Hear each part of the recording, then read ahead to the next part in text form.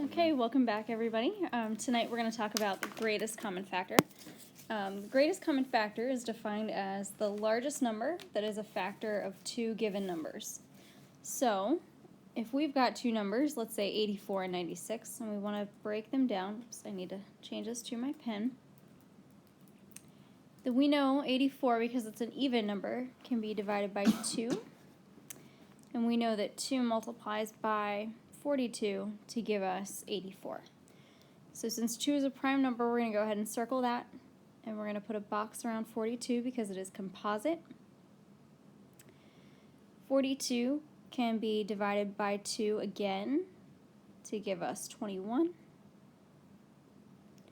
And we know that 21 can break down to 3 and 7, which are both prime numbers, and therefore we are done.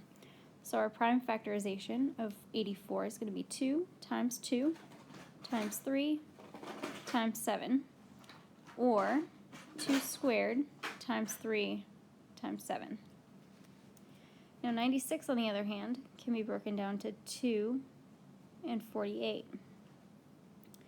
2 is a prime number, so we're going to circle it. 48 is composite, okay? Now again, 48 is an even number, so let's say we've got another 2 there, and 24, which is composite. That can break down to 2 and 12. 12 breaks down to 4 and 3, and that 4 breaks down to 2 and 2. So our prime factorization here is going to be 2 times 2 times 2 times 2 times 2 times 3, or we could say 2 to the 5th power times 3. Now, if we want to compare these in order to figure out what they have in common, then we can create a Venn diagram. And we're going to write their common factors in the middle. So let's notice they have each a 2. So we'll put a little 2 in there. They've got another 2.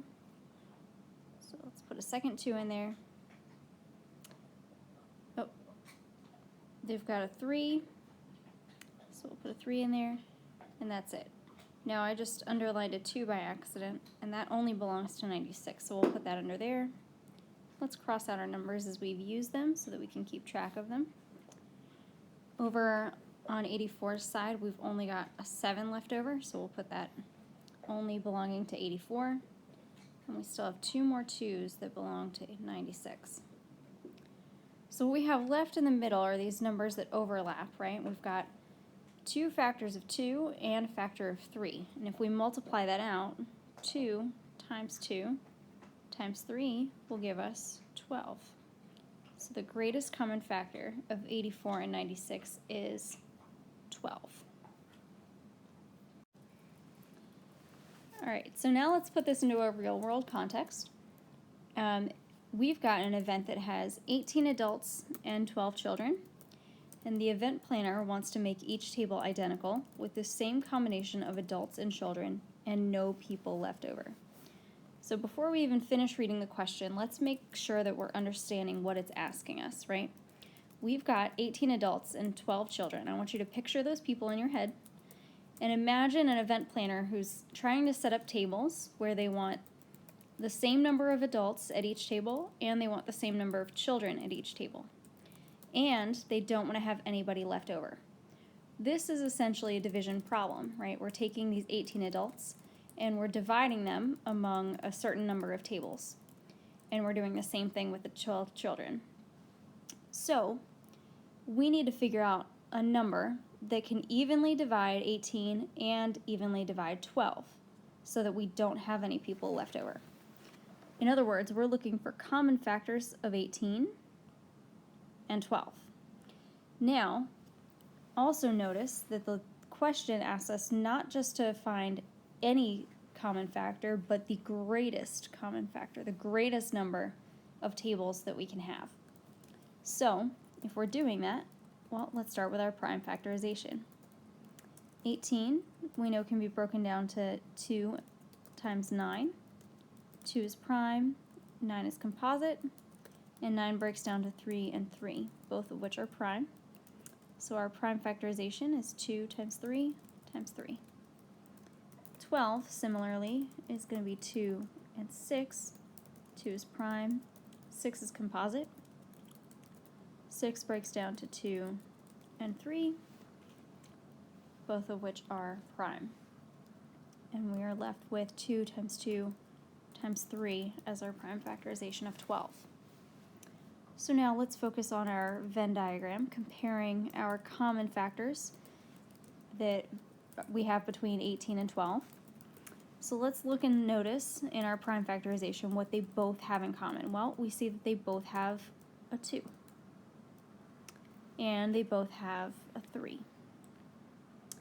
Now what's left over on 18 side is one factor of 3, and on 12 side is a factor of 2. That's all we had. So we're done with our Venn diagram. And notice that in the center we've got a factor of 2 times a factor of 3, which gives us 6. And therefore 6 is going to be our greatest common factor of 18 and 12. Now putting it back into the context of the problem, that means that we want to have 6 tables at this event. Okay, so let's draw our 6 tables.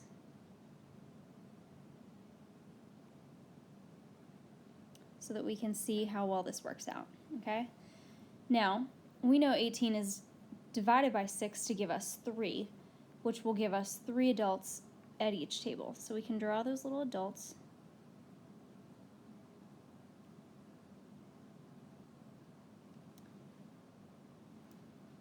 And 12 divided by 6 is going to give us 2, which means we'll have 2 children per table.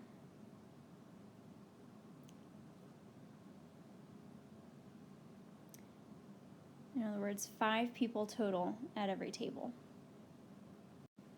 Now, I think you probably get the point by now, but if you don't, go ahead and try drawing out the rest of those people at the tables and see if drawing the picture helps you to really put the context of this problem into your heads.